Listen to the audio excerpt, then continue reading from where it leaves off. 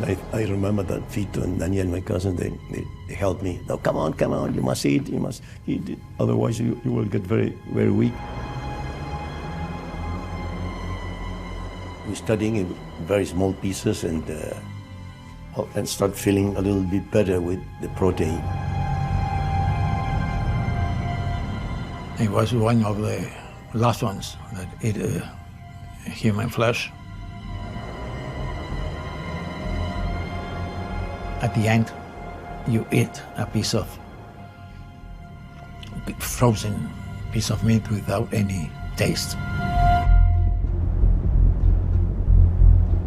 I can assure you that having been there with us on that situation, you would have arrived to the same conclusion at the same moment, and you would have done exactly the same thing.